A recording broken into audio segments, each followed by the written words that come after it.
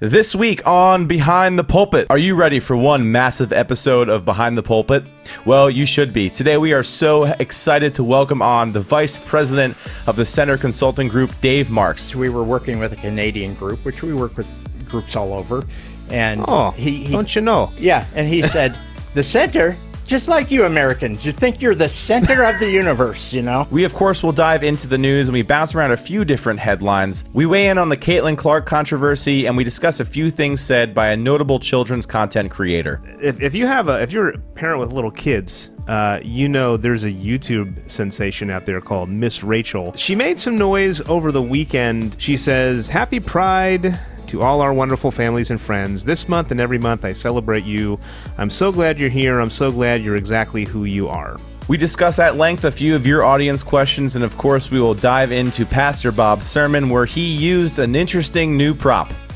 Me. But the tax collector, he's in the back row, and he's beating his breast, and he's praying with tears. God, be merciful to me, a sinner. Wherever you may be watching or listening to this today, we hope you're having a wonderful day. Please sit back, relax, and enjoy this week's edition of Behind the Pulpit.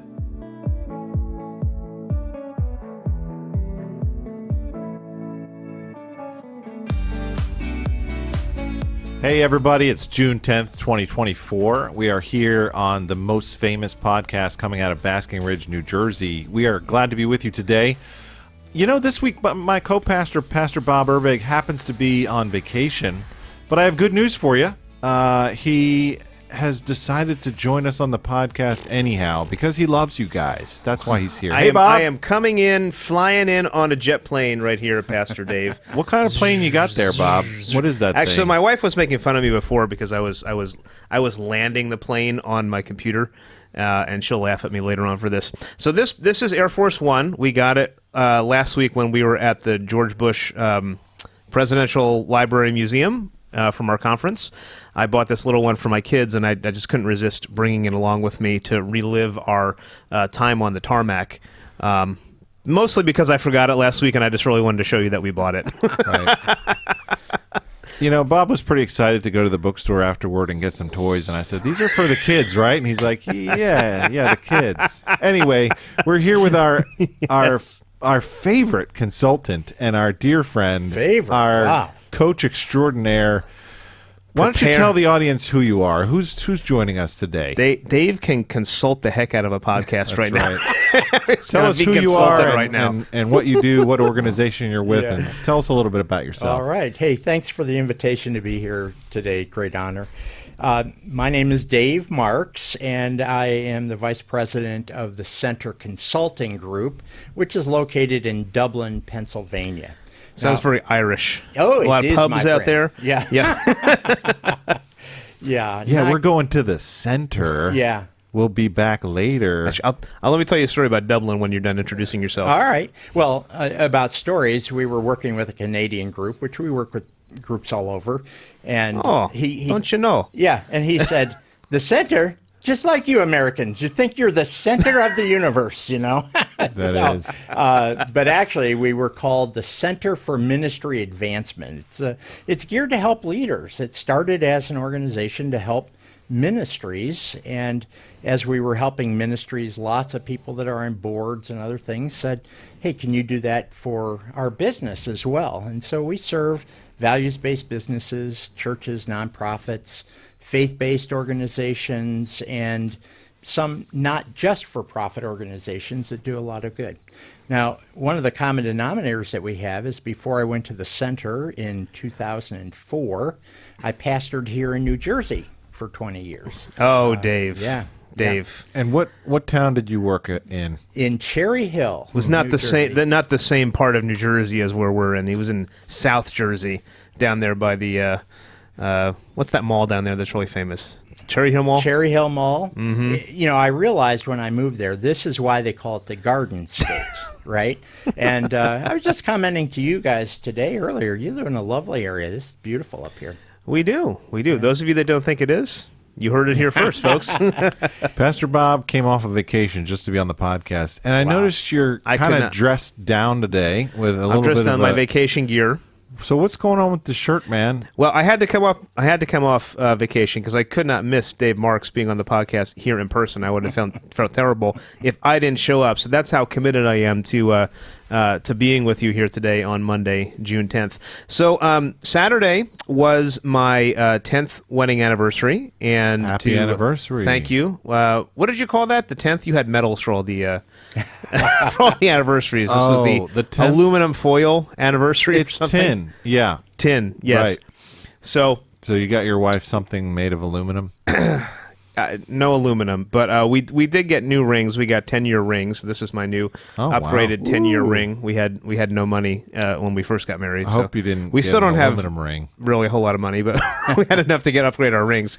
But we went out on a Saturday night, which was our actual anniversary, to see the comedian John Crist down at the NJ PAC. I ran into a few congregants down there as well, and he's pretty funny. I don't know if you saw. So I got his shirt. He's got this whole bit where he goes around and talks about how people come up to him and ask him to pray for them about these ridiculous things. So it's Such as? I'm forgetting the exact examples he gave, but it would be equivalent to, could you just pray that it would be, a little warmer tomorrow? And he's got this whole bit where he says, I ain't praying for that. He kind of quantifies what he's doing. But he had a really good bit. Pray for my goldfish water. And clears up. I ain't praying for that, so that type of thing. Gotcha. But he's got this bit. I've seen him twice now. He's got this bit recently where he talks about texting threads. Have you ever got caught in the dreaded group text? Or you were telling me you have one with your time. I started one today. with your siblings. You had your, what do you call them, the Avengers or whatever? Dave was giving me the clue into that. So it would be like Shout out to the Avengers. John has 8 siblings, and he said in this group thread there's 16 of them, and he's telling all these stories about what they're saying, and they're going back and forth, and now he's the one who's always stirring up controversy for the sake of comedy within these texting threads. And then he would tell the story about people would text him on the side, hey, say this controversial thing, because they don't want to say it, but they know he's going to say it. So anyway, lots of really good bits. Yeah, he was funny. I laughed pretty hard. And, Very good. It was a good welcome night. back, and happy anniversary to Pastor Bob. Well, technically, and I didn't Amanda. leave. I just wasn't here this morning. So maybe next week you can say welcome back. Yes, I'll let you know didn't how the week leave. goes. Well, we're glad you didn't leave. We're glad you didn't leave your marriage either after 10 years. So Well, that escalated quickly. happy anniversary. Yeah, it's always embarrassing to me. I realize, both of you have been married a while. And, I married Me, I'm like 16. a JV on the length of marriage. With this You table. got married at 16? No, I 16 marriages. You've had 16 marriages. 16. Now, I'm not proud of that, you guys. I'm just saying that. Henry VIII just got topped by Dave goodness. Marks here. Well, I didn't realize, you just do the simple math. 4 better, 4 worse, right? What's the other one? 4 better, 4 worse. for richer. 4 richer, richer, 4 poor, 4. That's 16. There There you you go. go. Actually, Okay, very next good, month Dave. we'll celebrate 47 years. 47. Wow. All right. So, All right. I'm among children here. They don't. You I really know. are. I know. I'm barely a toddler when it comes to length. And Dave, how many kids do you have and grandkids? Yeah, Speaking of 4, we have 4 adult children, and do they each have 4 grandchildren? That would Not yet, but they're working on it. We have 5 grandchildren.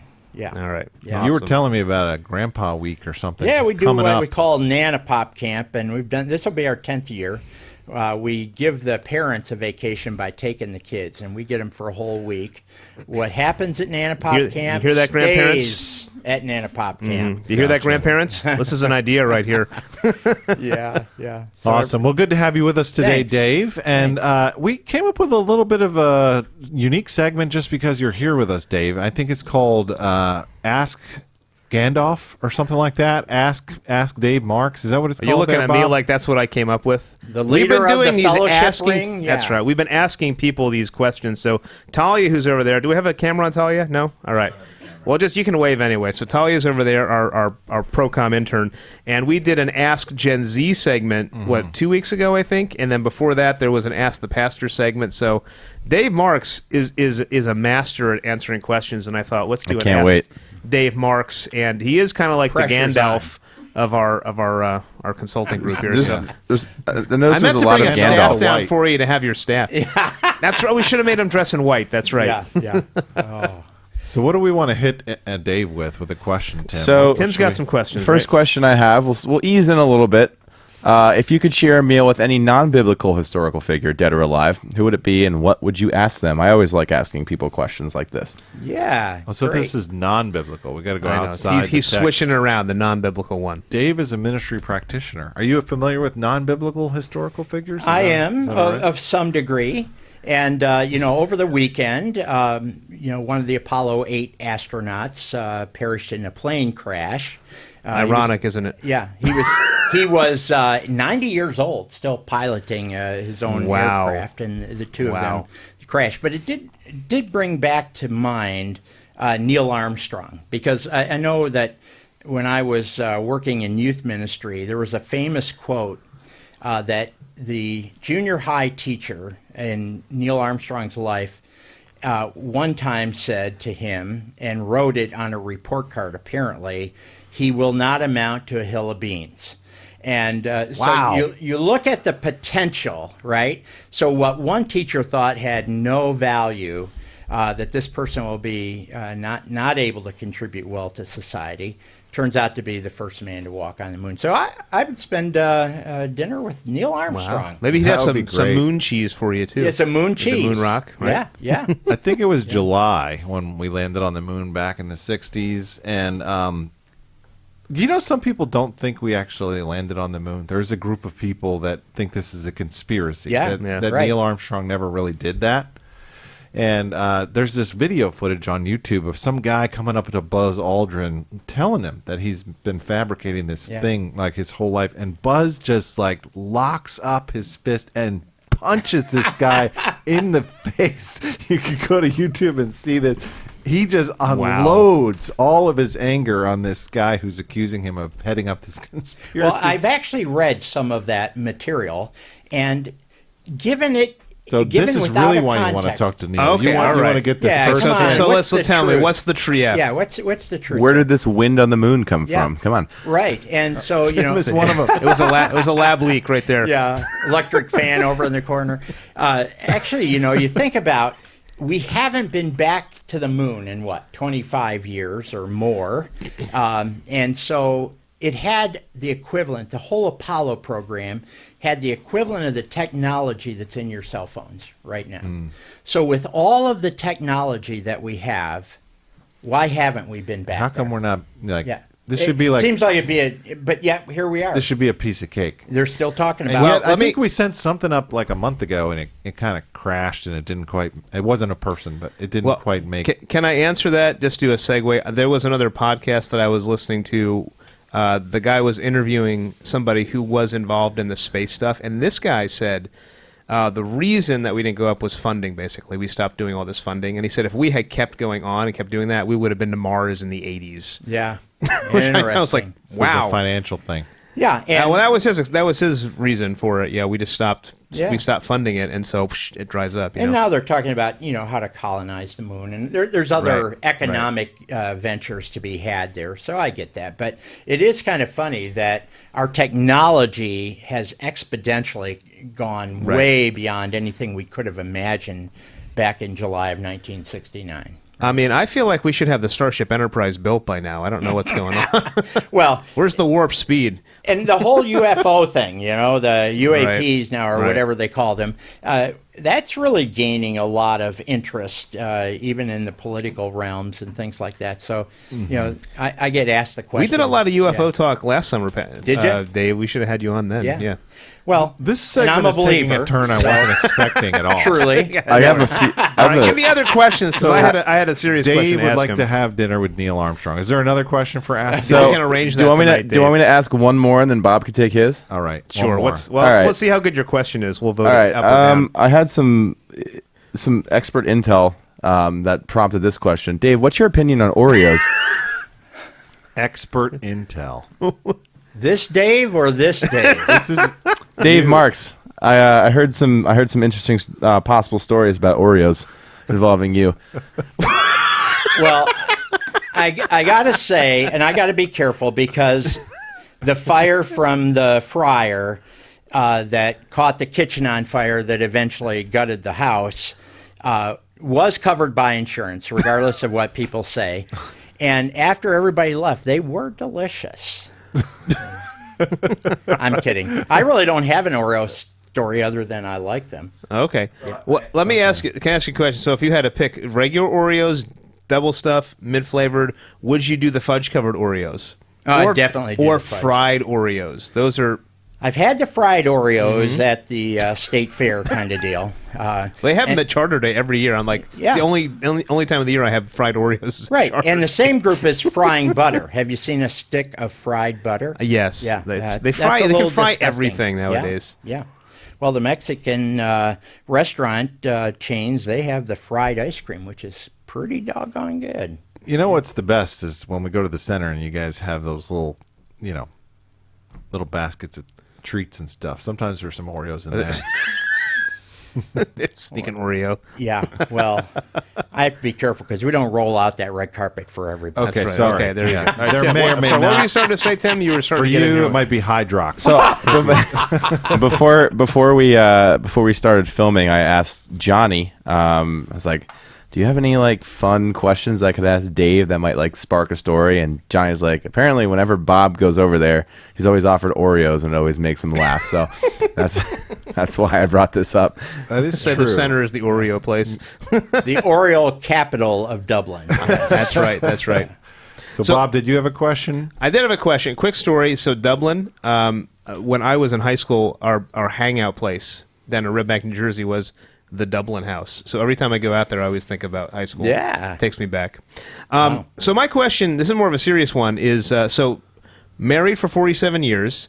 You've been doing ministry for a whole long time. And I asked Peter this. Peter Pendel was on last summer. What are some of the changes you've seen from when you began until now?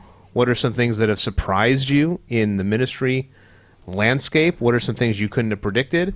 And maybe, knowing you, what were some things you saw coming right down the road that came to fruition? Yeah, well, that was a whole lot of questions, but maybe you can answer some of them. You're right. That's one of the benefits of having been on this terrestrial ball long enough and in ministry to see how things change. And I guess my premise in a lot of this, and not to be negative and not to be pejorative, but the word retarded comes to mind in a technical sense. Oh. Today, you wouldn't use that in a respectful way. But, you know, I'm waiting to see where this is going right now. so you look at an idiot is 0 Okay. to 25 IQ. An imbecile would be, 50 to 75. A moron would be 75 to 100, right? And overall would be retarded, meaning you are slow. And I've often thought to myself, we look at how culture changes and we sit in one spot criticizing the culture. 5 years later, we're doing the same thing, just calling it a little different, right? In so many areas. So we're kind of spiritually retarded in the life and the movement of a society. And so, it's interesting to look at people yesterday, today, and forever. They're holding this line right here. Others have capitulated within the culture to try and reach the culture. And it's a very different mindset. Let me give you a couple illustrations. One of the churches that I pastored, we said the community has approached us about letting the church be a voting place. And our elders at that time said, this is God's building for God's people. We're not going to do that. That was their decision. Now I'm with churches all the time. They're trying to get integrated into their community. We want the community to be here. So I know at the church that I attend, we have a lot of people from the outside using our building for the express purpose of getting to know who we are, where we're located. And we like to strategically place people there to greet them and make sure that they feel welcome. So I think values have changed in how they look. And I could give you some examples if you wanted, but I would say that's the biggest difference that I've seen. And now I was a pastor of a church of maybe 600 when I was 27 years old. Whoa. And I said, and there's a lot of networks, there's a lot of reasons why that happened. But I remember saying to my wife, no matter what I say, they're going to do it. They want to listen to the pastor. The vision comes down from God to the pastor, to the people. And I said, that's way too much power, way too much authority. And I knew that intuitively. The first Sunday I'm there, they have a platform. They have these giant chairs. They're like thrones up there. Big wooden pulpit, the big organ and piano. And you would sit up there, and people would gawk at you while a song leader would lead songs by just waving their hands, right? Mm-hmm. And so the first Sunday that I came officially as pastor, I didn't sit up there. And I didn't realize I was throwing a rock into the glass house. But, what I was saying is, I want to worship here with my family. I'll come up when it's my shot. So eventually, instead of what I would call the Moses effect, God speaks to the pastor gives the vision, the people then, they give, they serve, they follow you. Culture has changed to where it's almost as if we're saying, let's together build this vision. As a pastor, I'll help provide leadership, but that's got to come out of the body of Christ through the Spirit that indwells them. It ought to bubble up, if the preaching is effective, into passion, into prayer. And they shouldn't be listening for, some prophetic word from one person. And I think in culture that has changed. People aren't looking to pastors in that same way. Some of that is a credibility issue, honestly. But I think it's healthier for the church and healthier for pastors not to have so much hierarchical authority today. Yeah. All right. Very good. Nice job on the Ask Dave segment. So we'll hear more from Dave as we go throughout the show, but we want to come to that portion of the Behind the Pulpit broadcast where we talk about what's going on in the news. So I know we have a couple of news stories to talk about, but I just want to squeeze in some professional sports for a second, okay? So the Celtics are up 2-0 right now, and the Mavericks are looking like the JV team in high school. Man. I can't. Does it mean we have to go back to Dallas to cheer them on? Yeah, I mean, when Bob and I were in Dallas, they were doing just fine. When Bob and I left, all of a sudden, what's the common denominator there? You're the bread you and have butter. to start asking, right? Is it causation or correlation? We're not sure. So, that's a great question. Hey, we'll see how the Dallas Mavericks do on Wednesday night. On a jet plane. The problem is we just can't get there on those planes. So that's one thing. And I don't know if you guys saw that Caitlyn Clark was not chosen to be on the women's Olympic team this summer. That's right. We're talking about the WNBA now, right? Now we're talking about the WNBA. Right. I switched gears a little bit. And you did. I felt it was a hard left-hand turn. I was expecting a turn signal right there at Pastor Dave. Some people are upset about this. They're perceiving this as a bit of a snub. Caitlyn Clark has done wonders for the field of the women's basketball, women's sports, the WNBA. She's been extremely exciting to watch. I think even Tim Yukis, who's a hockey fan, has tuned in to Caitlyn Clark Absolutely. from time to time. So, Tim, you were telling me about the ticket prices have gone up in certain situations with women's basketball. It's really interesting to see. The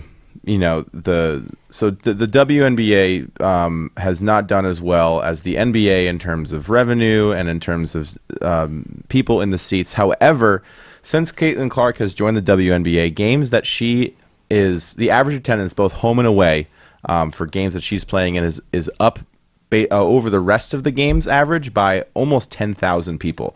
So it's over 17,000 people per game when she plays versus around 8,000. Wow. So it's really big. And I think a lot of people were had a lot of mixed feelings about Caitlyn Clark being left off the team. She's already stat-wise breaking records for WNBA rookies.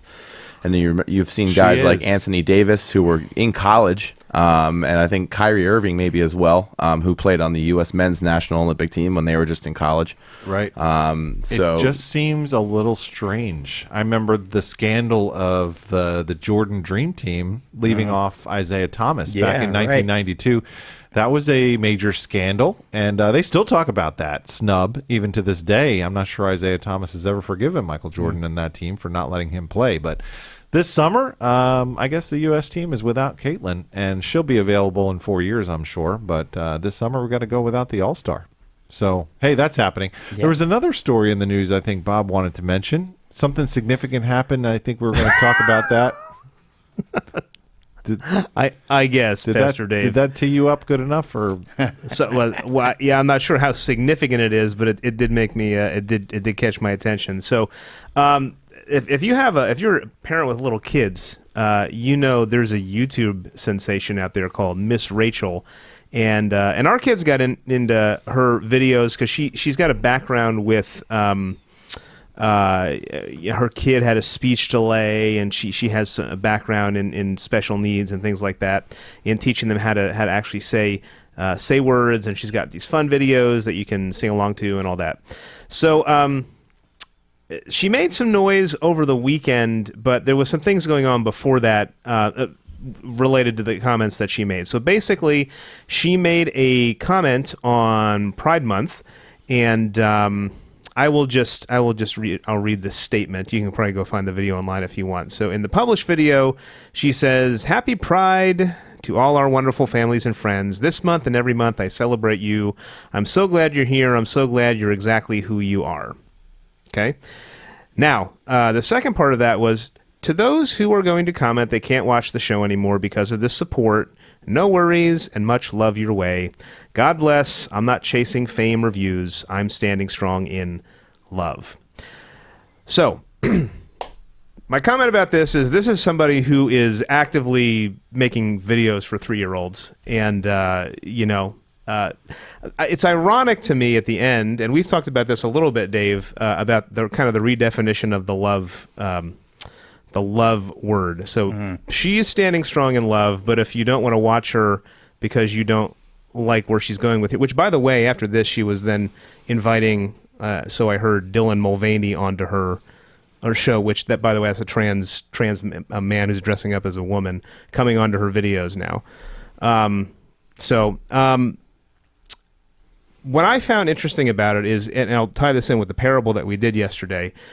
So one of the things that I didn't get to at the end of the sermon was some of the commentators were saying what's interesting about the modern day kind of ostracism is that we see in the parable that the Pharisees basically criticize for putting the tax collector down. But in today's world, a lot of times it's reversed. So if you're somebody who's acting like a Pharisee, who's not standing strong in love, quote unquote, you're the person that needs to get ostracized. There's something wrong with you. So there's almost been like this kind of modern reversal of what's going on, which is kind of, I think, evidenced in her comments here. So I don't know. This was a little problematic for me over the weekend, and we're probably not going to be watching Miss Rachel anymore. But we weren't doing that for a while recently. So I don't know how that strikes you, but that was the thing that was in here. I got to tell you, I have no idea who Miss Rachel is, and well, just go on YouTube. Do not and you will have Listen, I'm not chasing age. fame or views. She's literally got hundreds of millions of views on her videos on YouTube. So this is not like she's doing okay. Let's just put it that way. Just to be clear, this is not our Miss Rachel. Not our Miss Rachel. Okay. For all of our the record listeners at home who are like, wait a minute, no, this is not our Miss Rachel. Rachel Griffin Accurso. So you can Google this and find her and all that other stuff. She's well known, certainly in the younger, if you got a younger kid. Yeah. So my advice to this kind of thing, and by the way, we hit a milestone in our family this weekend in that we no longer have any kids under the age of 18. Our youngest daughter has graduated high school. Wow. So there you whoever go. Miss Rachel is just not relevant in our children's lives anymore. But I think I one of think the things that it may not be, but I'm talking about these comments probably are being seen in a lot of different relevant in our world realms, and right? Who knows? I might have some Mammy and Poppy weekends in my future to worry about other little kids coming my way. So there you go. The thing of it is that what you it's chosen? like, You're going to be Mammy and Poppy? We got to talk. We're not Okay. there. So all right, you were already giving a moniker for Julie. Did she agree to that? No, we gotta properly vet these titles. Mammy. But I think it's a good idea to maybe step back and always define terms. So when you use the word love, Miss Rachel, what do you mean? Does that mean I unconditionally affirm every single choice every single person makes? And when you use the terms like hate, what does that mean? Does that mean I can't disagree with you without me being labeled as hateful? So I think it's always a good idea to step back and define terms. And I think we might come up with some different definitions when we do that. So, well, and I think some of the things that are causing these issues to be hotter is now, like I said, this is somebody who is actively doing her stuff for kids. So if you don't want to watch my videos, fine, but you're not loving. Is that what she's saying? Or sounds like it. What is she getting at here? Right. So problematic, I think. So now what's interesting, can I mention another story really quick? So I want to contrast this with another one. So there was another story that my wife shared with me about Lenny Kravitz, the singer. Do you know Lenny Kravitz? I do. All right. So apparently Lenny Kravitz... Now, this is a name I'm familiar with. There we go. Okay, so Miss Rachel to Lenny Gen Kravitz. X is familiar with Here Lenny is Kravitz. the headline from Entertainment. Lenny Kravitz says he's celibate, hasn't been in a serious relationship for 9 years. It's a spiritual thing.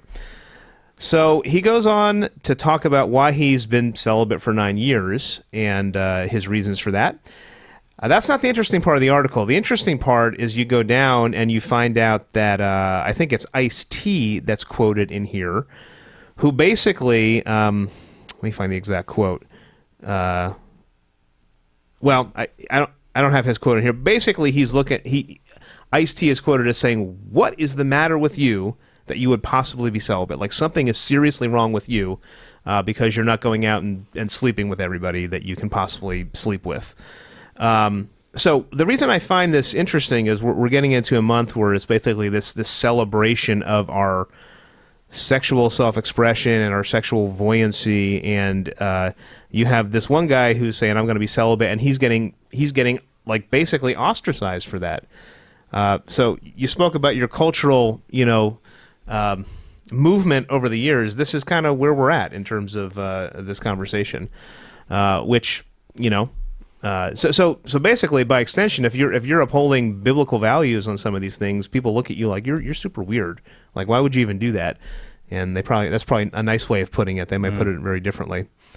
So that's Lenny Kravitz. I don't know. Did you know he was pursuing this, or is this news to you? I was not aware of that, but that's an interesting choice, and I'm not surprised at the reaction there. Well, that's what's going on in the news, Pastor I'm Dave. surprised by the use of the word celibate. Usually people use that word to refer to something that's a little bit more permanent, and it doesn't sound like, based on the description, that he's choosing a lifelong behavioral pattern. Well, I So, mean, like, there's abstinence, he's got and kids, then so there's he's obviously celibacy, and those are not been celibate He's his whole life. using but as sober. like Yeah. sober. Yeah. He's taking a break. Yeah. Right, which is not a typical definition. Right. Well, that was what they said. I don't know if he used the word celibate, but that's what they used in the article. Interesting. No, he used the word. I wasn't being celibate then, but now he's being celibate. So celibate is usually kind of a permanency thing. So That's I see what why I that's thought. confusing. Maybe I need to Yeah. look that up. But he does Anyway. talk about, he's going to be a one-womaned man with his wife. Right. And does celibate in that situation mean I'm not going to play the field? Once I make a decision, I'm going to stay with it. Okay. I'm not sure. Yeah. Yeah. Back to defining terms. Exactly. But the interesting thing about the article, I thought, was the reaction to him choosing that. That why would you even do that? You're to use Dave's word, you're an idiot. Yeah. But going Phil's back to word. the concept that Carl Truman sort of wrote Right. about like a year or two ago, The Rise and Triumph of the Modern Self, or The Strange New World, the abbreviated form, what he said is if you trace the cultural trend, then you find out that right now our sexual desires are at the center. They're at the heart of who we are. Not only is it not right to deny those, it would be denying your very personhood and everything that you are. Right. So to choose celibacy or to choose abstinence is a little bit like rejecting, your innermost self. So I can understand the reaction based on where we are as a culture as to why someone would never understand such a thing. Yeah. So So that's what's going on in the news from my perspective, and I didn't know about the basketball stuff, so thanks for bringing that to my attention. Well, I'll have to go Google, what's her name again? Caitlyn Clark? yeah. Caitlyn Clark. All right, we've come to that All right. point of our show where we have something that we call the Great Book War. And the Great Book War is currently being won by Pastor Bob. He may have won in such a way that it's not possible for me to ever catch up. I'm not sure, but I will keep trying. But today we have a friend with us who I've noticed brought along a book and came very prepared. So, Dave, what is your book Are you saying you brought it recommendation? because you thought it was going to tie in with the sermon from yesterday? Well, actually, I've been reading this book. I'm just a little bit past halfway point. It's called Extreme Righteousness, and the subtitle is Seeing Ourselves in the Pharisees. Ooh, and all I right. read this book 25 years ago, right? And I remember being a little bit, shaken by it, that I could very well be manifesting the very characteristics of the Pharisee in my own culture, in my own way. And yet not calling it that, not calling it Phariseeism, right? And certainly not calling it hypocrisy. Let me just read some of the subtitles for you, chapter titles. I think it gives, whet our appetites for this book right now. Yeah. So he talks about Bible knowledge that blinds and binds. When he talks about when private relationships all of a sudden become the public show. And there was no social media when this was written, by the way. When tradition twists the truth. Those were brighter days. Yeah, indeed. When fences become the focus. And, back to the Miss Rachel thing, I think there's a case to make that in more fundamental or legalistic environments, churches have often dug moats, made the enemy of those that disagreed with them so that no Christian would wander into that territory because it's full of alligators, right? So we did that with divorce. We did that with dancing, movies, rock music.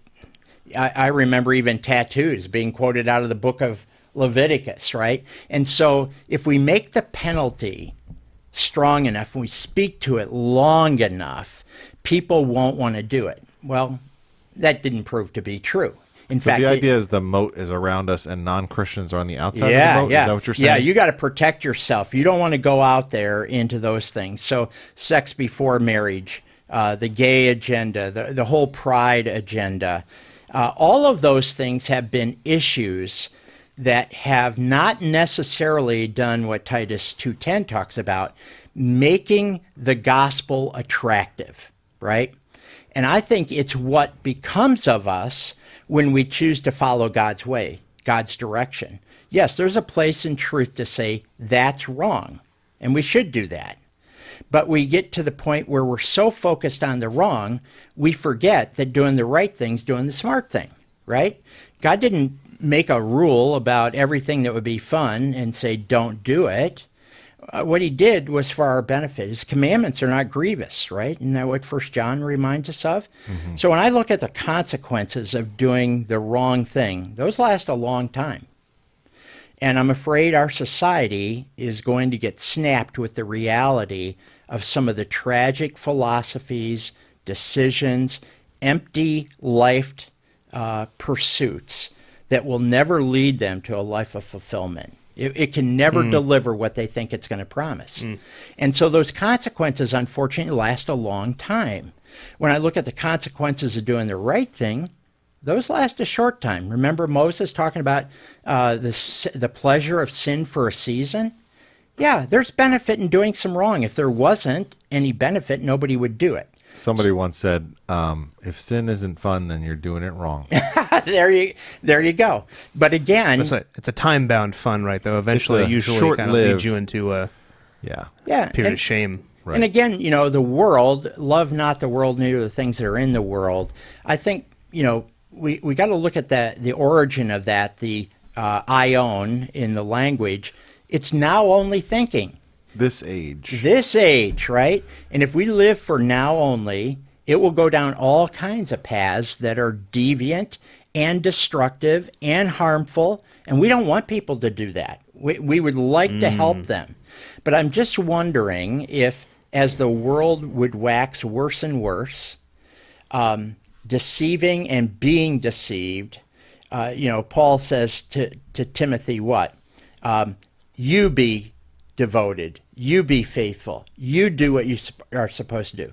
So I wonder if in our finger pointing about all these things, we've actually missed the opportunity to say, let me tell you about the fulfilled life you have when you follow Christ. Let me tell you about a life that makes better decisions and has less regrets. Let me show you what real love is. Let me show you how to forgive.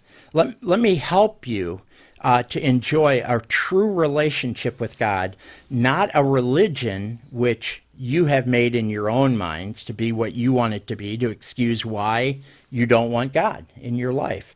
And so I think there's a point to make. We don't have to wink at evil. We don't have to condone it. We don't have to be like Westwood Baptist Church where they're protesting. Westboro Baptist. Westboro right? Baptist, sorry. All of the things in society, and it makes people hate Christians. Let's not do that.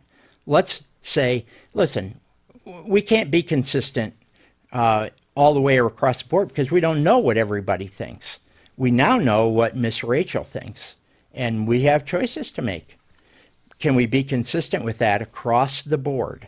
It's a little different dealing with children, but I have a hard time watching some television that there's always a gay relationship in there. There's always some kind of,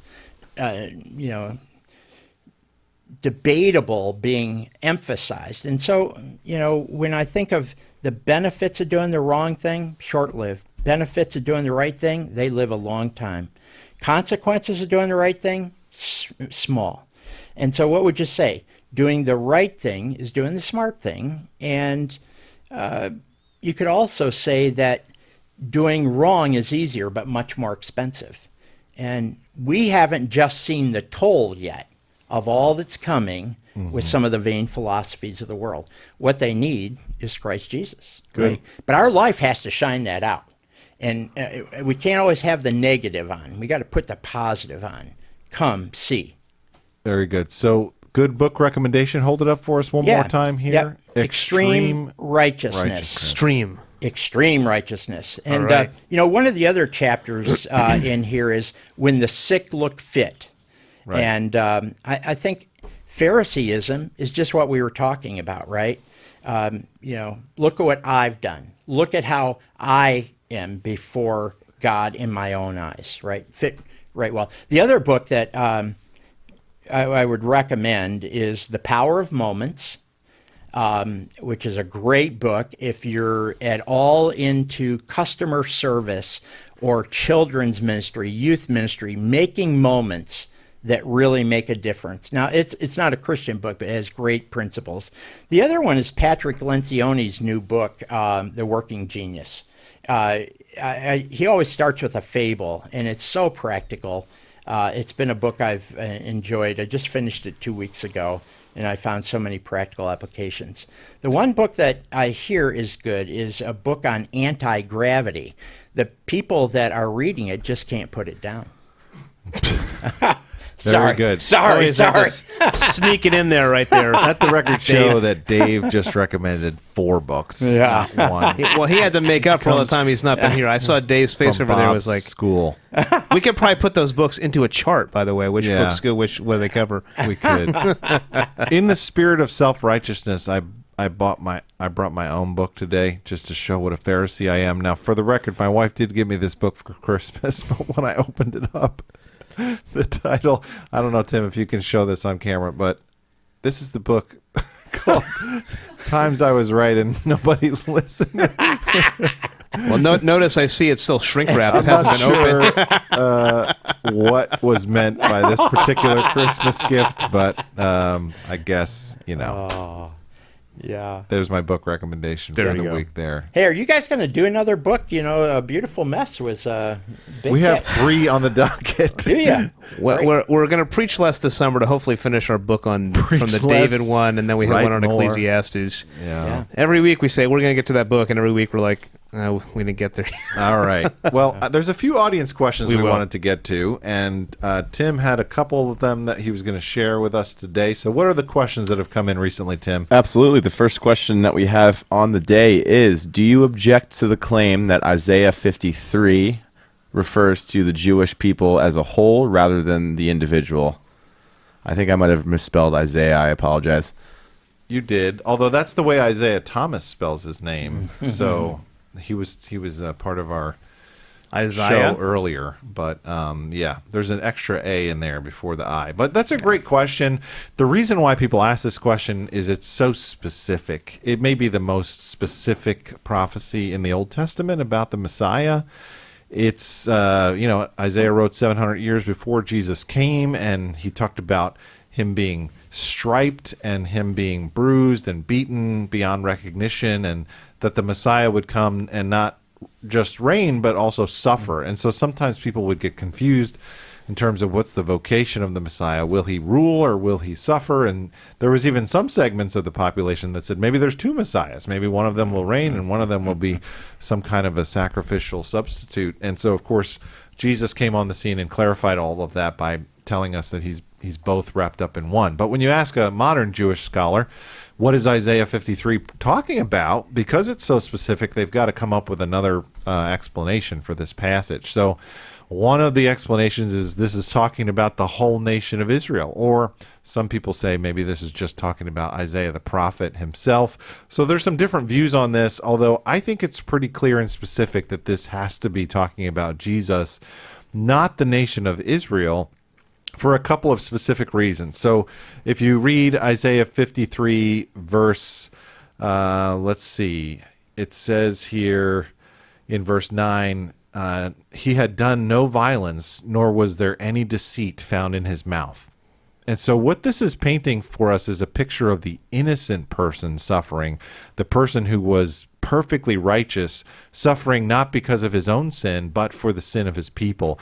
And I don't think that you can make the case that Israel as a nation was not found to be a person with deceit or violence. We know that Israel had a stain of sin that they needed to be washed clean in God's sight. So I think the better case is that this is a prophecy about Jesus that was fulfilled with remarkable specificity. That's my answer. So is this person asking the question that what you just explained would have been referring to the Jewish people rather than Christ himself? Right. No. I'm not as familiar with that. I always took it as being Christ too. Well, yeah, I think he's talking about a secular Jewish sort of, I shouldn't say secular, a non-Christian Jewish interpretation of Isaiah 53. How do they understand it? So Oh, gotcha. they can understand this talking about someone else. Oh, I see. I Yeah. see. Okay. Got to do Gotcha. something with it. You do have to do something with that. All right. Any thoughts on that from Gandalf? Well, I would say that was a pretty good explanation, Dave. And, the whole idea whether the church is Israel, Israel being the church, whether those covenants so, you have not just Isaiah 53. You've got Psalm 22. You've got Genesis 3. You've got lots of different places pointing to the same event of a Messiah who would come to offer not only forgiveness for the nation, final full atonement, but open up the world to the Gentiles. Good supplement. Good question, Tim. What else you got for us today? Our second question is, that's not it. Will we remember our time on this earth when we are in heaven? So Didn't we thought get a about. question like this a few weeks ago? I'm not sure. I'm getting a little bit of an echo here, Tim. I just think so you know. I think the question was from a couple weeks ago. What will heaven be like? This is more specific. Will we remember yeah. this life? So there's a couple passages in the New Testament. I wish this was a little bit more clear, but pastorally speaking, this is something that we certainly used to comfort those who have lost loved ones, that there'll be a great reunion in heaven one day, and then of course on the new earth and our resurrected state.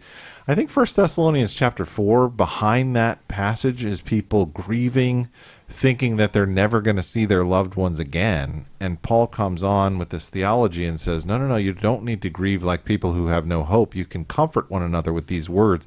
The Lord will descend from heaven with a shout and with the voice of the archangel. The dead in Christ will rise first. We'll all be changed. And then together we'll meet the Lord in the air. I think that's talking about a reunion. I think that we're going to recognize our loved ones in heaven. I also think Hebrews chapter 11 speaks about a great cloud of witnesses that speaks to that.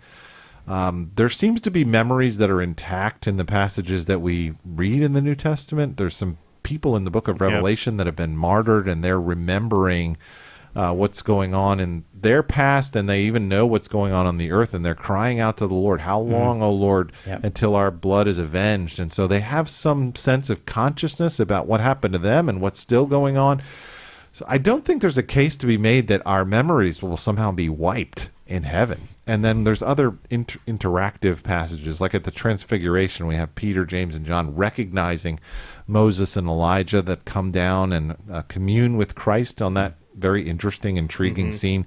So somehow they're recognizing them. I think when you build, like Dave was saying about the prophecies about the suffering Messiah, when you take all these passages together and you start building the puzzle, I think you get a picture of reunion with loved ones and a recognition and a fellowship that's going to occur. There's a great hymn that we like to sing called When We All Get to Heaven. What a day of rejoicing that will be. And I think part of that is seeing Jesus and worshiping Jesus and being perfected. But I think another part of that is getting to see our loved ones who we've lost along the way. And we're really looking forward to that. We will see them again. That's the promise, I think, of the whole scope of Scripture. Anybody have anything to add to that? I guess maybe I'd ask maybe a logical question would be, if everything we did on earth is just totally wiped and we don't remember anything, and then we're in heaven and the new heavens and new earth, I would almost wonder what was the point of being here on earth, just to, accept over. Christ and do good things and then just forget all that? The Great for the Reset next, or is it one whole? The Great Reset. The one whole. The Men in Black, the flashy thingy. Right. I tend to think it's one, like, there's this, and then this is just a continuation of, our existence. Right. Perfected, in the presence of God and Christ. Yeah. I mean, when I stand in front of an audience and officiate at a funeral for a family that's lost their loved one, or God forbid, a family that's lost a young member of their family, there's great comfort to be had in thinking about there's going to be a time when we see this person again, and when we get to hug them again and hold hands again, and I stand firm on those promises and those moments, because they help bring great peace in those difficult moments. I'm sure you've been in that scenario as a pastor before, Dave. So many times. And I think it's Randy Alcorn in his book on heaven that talks about heaven will be the very best version of who we are and what we could have been. Since the sin has been fully atoned, it's not a life of regrets. I wish I would have. That which was consumed is no more. What remains is what we did do for the Lord. But you think about, abortion is a terrible travesty and such a blight on, culture. But I think to myself, those kids get to grow up in heaven. It's not such a bad place. So if they are, still in the womb when they're aborted, I don't think that's the form we're going to see. I think there is this idea that we see perfection in who God always intended us to be. But without the reunion, the rest, meaning the rest from labor, would not seem to be very enjoyable. Right. Yeah. Good. Well, can you imagine getting up at a funeral and your message is, well, we enjoyed our time with Dave, but he's probably not going to remember you when you see him again, so let's just thank you for the time that we had with him. That's not a very comforting message at a funeral. I think that steals a lot of the Christian hope away. Yeah. So Yeah. good question, Tim. All that was lost is reclaimed. Right? I mean, when you're at a funeral and the person was absolutely a pagan, denied God, had nothing of redeemable qualities from the human point of view, it's really hard. It's really sad for a family, especially if they've been under sound biblical teaching. It's almost like we will not have this reunion. So it makes us want to reach our loved ones while we can. There's motivation there. Yeah. All right, so I want to get to the chart, but I do want to get to the sermon too. So why don't we start with the sermon? Pastor Bob, great word yesterday. Well, the chart Thank you were talking for- about is embedded within the sermon, so Well, maybe we can that's work it true. in. Unless you have another chart you'd like to bring Well, in. Dave does. But Bob, why don't you give us a 60-second flyover? You only had 6 verses, so this shouldn't be that much of a challenge. You get 10 seconds per verse. That's right, man. That's right. What was the 60-second flyover of the message? I'll give you the 30-second Wow. flavor of the message. You heard it 2 here, messages folks. right there. First, folks. 30 Jesus seconds. tells a story about people who are convinced of their righteousness, and they treat other people with contempt. So because they're righteous, they look down on other people. And I think one of the things I said in there was to say that a lot of times we resonate with the tax collector, but we live like the Pharisee. So the correction of that is to say that we need to always examine what we're exalting, what are we worshiping, and then we stay humbly low before the Lord. And when we do that, we both live and embrace the reversal that Jesus is talking about. The one who thought he was going to be justified was not, but the one who thought he was going to be condemned was actually justified because of his humility. How about that? That was pretty good. So thank you for the good word, and thank you for helping us be reminded of the virtue of humility, and think about pride as the root of all other sins, and the perhaps the garden where all the other sins grow. Dave Marks, did you get a chance to hear the message yesterday? Any overall impressions? Well, I would say my overall impression of Millington as a whole is thank both of you guys for doing such a great job of exegeting the scriptures. Most churches say they're Bible believing. Millington is one of those churches where you guys really do open up the Word of God and explain it in such a way as people can understand it and apply it. It's not just a biblical lesson, it's an application to life every time.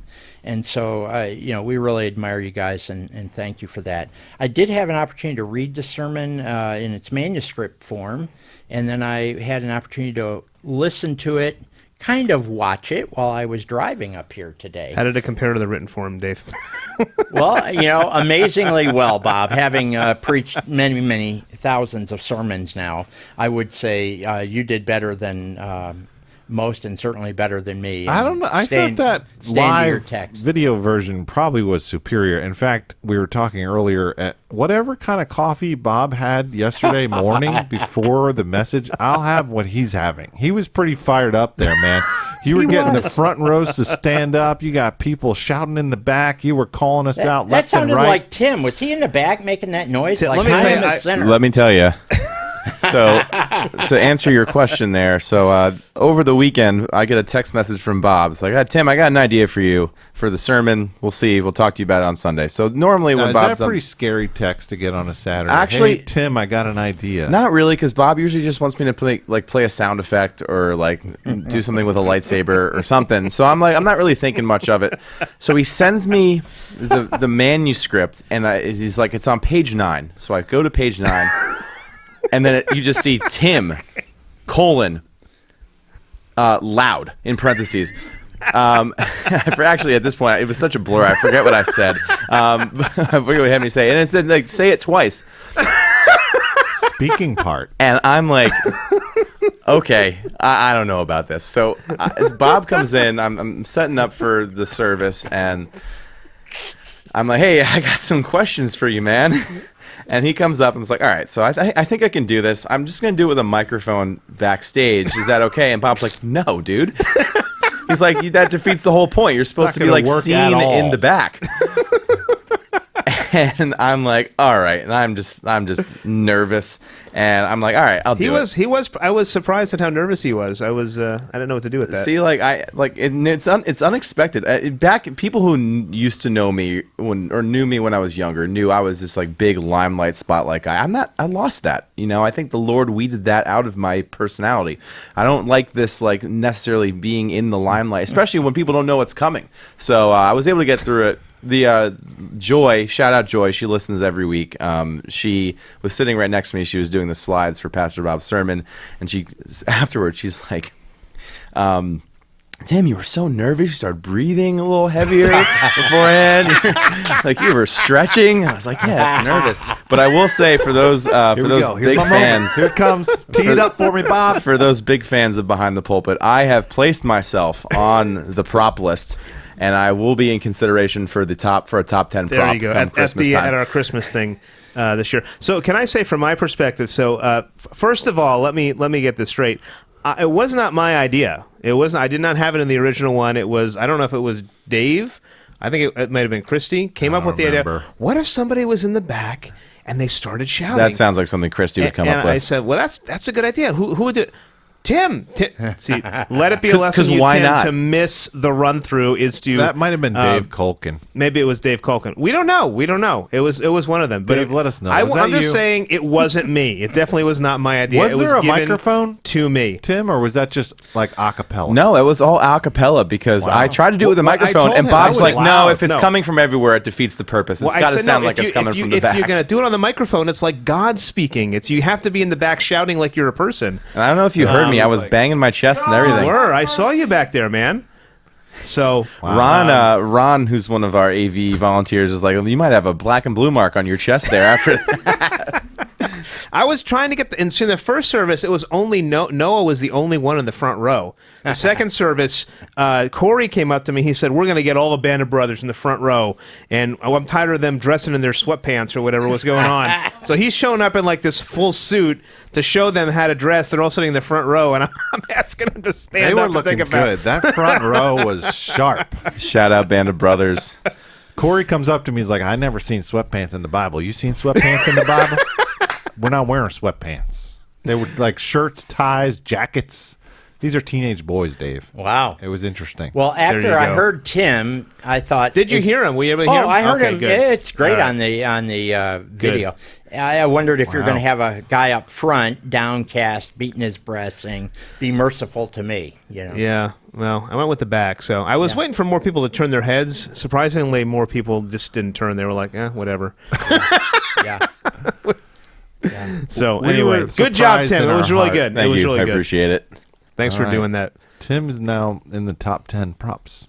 Well, we'll see. We have to was. evaluate. But I mean, I was. will say it might beat Johnny's guitar from the last one, but who knows? It was Yeah. pretty effective. Yeah. Good work. There you go. All right, so that was that. What other questions you guys got? Well, you had a chart, and the chart was involving college choices. It was. And tiers. It was. Well, so again, this was actually a Dave idea, not the colleges, but you said, you know what, we have college graduate or high school graduates today going to college. Maybe we could work that in. And I came across this and I said, what better to talk about I'm better than you than colleges. So we did talk about the different tiers, and I didn't make this up, although I added this fifth tier. So if you want, Tim, you can put this chart in here. I had the college ranking, tier 1, tier 2, tier 3, tier 4, tier 5. And I gave a word to each of those. So tier 1 is like your Harvards, your Ivy League, the prestigious schools. Tier 2 is like highly respected, maybe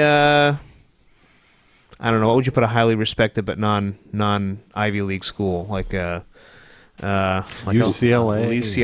Lafayette, Lafayette. My dad went to both. Tier 3 is like your Rutgers, your Kane, they're close to home. Tier 4 is like they said online community colleges, and then I just said tier 5, no college.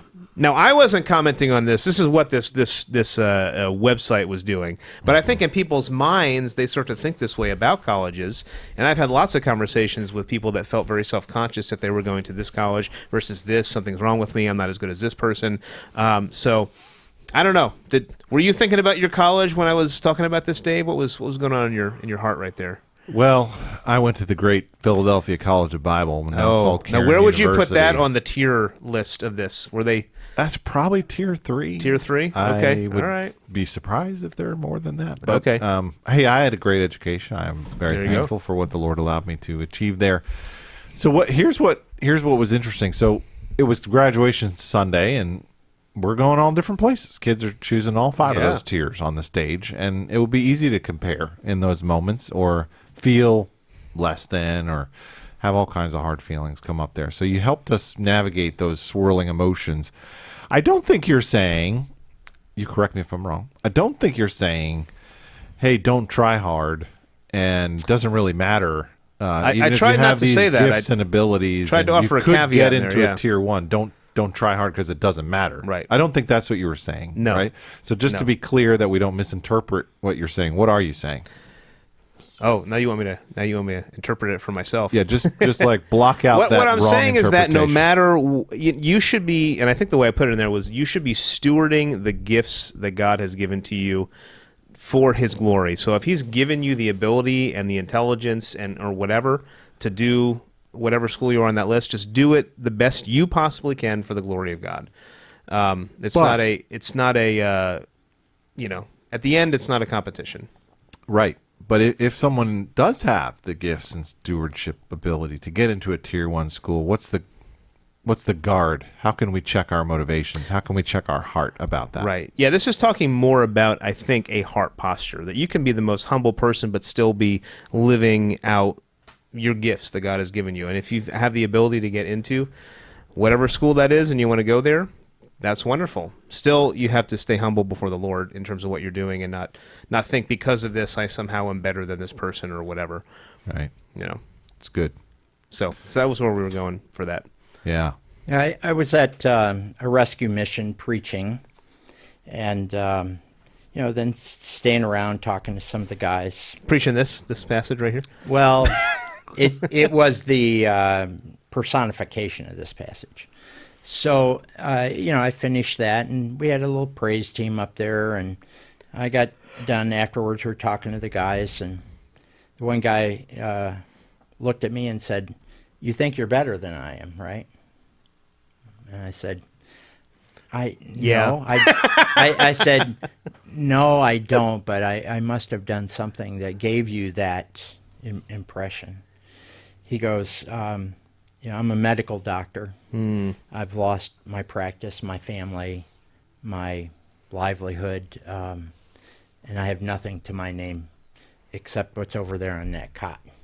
And he goes, I want to tell you, there's such a thin line between you and me. And that was a really humbling experience. I have not had that kind of an addiction, but I knew the guy was saying he's learning more through humility than he ever learned in medical school about what really matters in life. Wow. But when he said, you're not aware, but the line between the two of us is really thin. And he was right. He was right. I've been to lots of soup kitchens and those situations, and it's amazing to hear the actual stories of where people came from. And people you would think would never be in that position, you realize it is only a couple choices or a couple things that could happen to get you there. Yeah. And that is truly humbling. And if you only take one point of view, one lens, you miss out on some things. So there are people who are very withdrawn, very humble, and they are not living up to your point, Dave, their potential. And there are other people who are brilliant, and yet they take a very humble view in life. And I think we ought to live in light of the gifts that God's given to us. And there are times to say, I'm so grateful for what God's done. It's not boasting, it's boasting in the Lord, right? And the fruit of the Spirit is different than the works of man. Yeah. It's good. Machines do work, and they're very noisy. Fruit's kind of quiet and just appears. And so we're supposed to, by their fruits, know them. But that takes a lot of discernment because, the same guy could pull up in a red snazzy sports car He's got his, shirt unbuttoned down to, midway, and he's carrying an electronic Bible on his phone. The other guy pulls up in the black sedan, 1611, 25-pound Bible. Which one is more godly, right? Well, you can't tell by that. You have to look at what their life is doing, not just the outward. And so when the Pharisees are dropping, their offerings in the metal offering plate, 1 penny at a time, ding, ding, ding, ding, ding, to draw attention to themselves, that wasn't godly, but it was demonstrating devotion. But they had the case of inward eyeballitis. It really was all about them, right? Well, maybe for the Pharisee, I know you had recently, Dave, done a really good talk that I saw on narcissism. Would you categorize the Pharisee as a narcissist? In your extensive wisdom about narcissism. Well, again, let me say the world would be a much different place without narcissism. Narcissists drive a lot of culture, a lot of innovation. They provide some very helpful things. When it becomes sociopathic narcissism, when it becomes the kind of narcissism that will walk on you to accomplish something for themselves, that's destructive. So narcissism become the new word, right? And I think on that spectrum, there are some high D, meaning high directive type people that get a lot done and do a lot of good in culture. But the amount of self-absorption today, the lack of self-awareness in trying to perpetuate an image that is not true, that kind of narcissism is toxic. And unfortunately, we see that a lot in churches. You see my slide for that one? Right there you go. Yeah, self-absorption, right? I mean, you can't get engaged anymore unless you have a big thing on social media and tell the whole world how you got engaged, right? And so, the world is reminds me of the news story this past week. Absolutely true story. Woman, mother of small children in Indonesia, was swallowed whole by a python. Not the first time it happened. This happened to be a 16-footer, but they have 32-foot pythons. And you just wonder, came up and swallowed her. Well, that's what happens, and this is why in Florida, all the python that's what happens. All the python news, because they really don't bite you, they strangle you, right? And they live by eating the rodents and rabbits and everything else. Somehow the warmth of their body, and they entangle, and then they squeeze the life out of you. And I think narcissism does that. It circles us. It makes us look up to people that maybe we shouldn't be. It makes people feel like they're very important. And some people, they love to be the big fish in a little pond. They come to church, they want to be the church boss. They're gonna wield their power to try and influence the outcome of a church because maybe they failed in their workplace to do that. But just like that python, I think we can get lured and ultimately strangled by narcissism. Thank you, Dave. Hey, if you want to see more about this concept, we would encourage you to check out the Center's website. Maybe we can put a link to this video in our show notes. Dave's got a whole video on gaslighting and all kinds of cool stuff that's really profitable for helping navigate difficult, challenging relationships. It's not what you think, yeah. So don't get wrapped up by the warm gaslighting snake of narcissism. Sounds like a good use of my time. Yeah. Spending time with Dave's teaching videos is a good use of anybody's time. So thank you, Dave. Thank you, guys. And Bob, good message. Anything else before we move on to our segment that is the sprinting time? No, I think that's good, man. We covered all right. Well, all on good this word. list. Thank you for bringing the word for us. And how are we going to sprint today, Tim? So today we are in the presence of our lovely productions intern Talia, and I figured what better way to introduce her to the podcast by having her ask our possibly most controversial theology sprint ever. So in honor of Pride Month, Talia, let me just unmute your mic and you can take it away. So the question is, how should the church respond to LGBTQ plus individuals who seek to be active members of the congregation? It's a good question. Well, did you want me to start that? You may give it a shot. I think you had those 2 points at the end of the message yesterday that might be relevant to this. Maybe you could remind us of those. Well, so the 2 points I had at the end were just basically to say, in relation with pride, number one, we should be careful what you elevate, exalt, and celebrate. So, in terms of the Pride Month, there's a celebration of what's going on, a celebration of this kind of sexual self-expression, which just in general, that's not the most important thing about you. So that's something to be careful of. But also the flip side is people will just always kind of be throwing stones at people. Be careful not to be praying you're better than those folks. So I think the parable of the Pharisee and the tax collector offers a temperament on both of those sides. Be careful about your exaltation and be careful about who you are showing contempt towards. In terms of the church membership, it's a bit of a complicated question in terms of, so are you somebody who is wrestling with this and you are wanting to live in holiness and walk with Jesus, or are you somebody who's actively living out a lifestyle that we would disagree with? And the way that you... So the situation would, I think, determine how you exactly are welcoming people into membership, as opposed to just wanting to build relationships and show Christ's love towards people. So there's a bit of an evaluation on the exact situation that's coming up.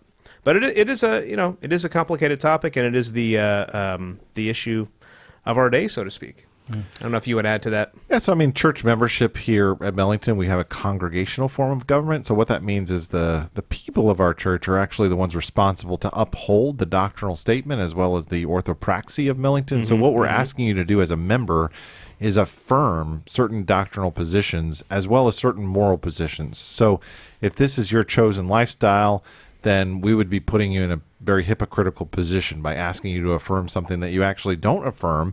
And so for that reason, we would invite you to not put yourself in that kind of position until you can affirm what we affirm. That's essentially what membership is. And when we receive you into membership, we're affirming your profession of faith, that you uphold our doctrine, and we're giving you that right hand of fellowship. So we're shaking your hand and you're shaking our hand.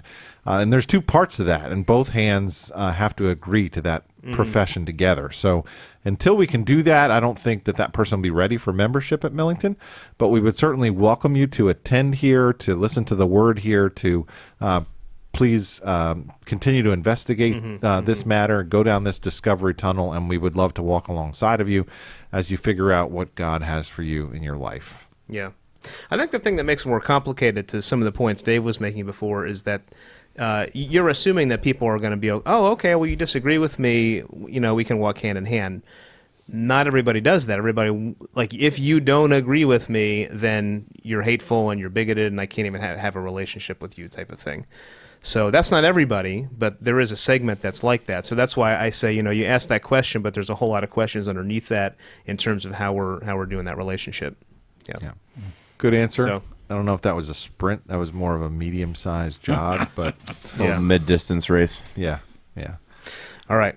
You have a couple announcements for the end? Any hurdles or anything. All right, so rapid-fire announcements. Yeah, a couple things coming up in the life of our church. The last Sunday in June is our Bridge event. If you're new or you've been checking out our church for the last couple of months, we'd love to see you here at this event, and we'll share a little bit more about what's going on behind the scenes. You'll meet some staff, you'll meet some elders, and we would love to have you at the Bridge. And so check that out. Mark your calendars.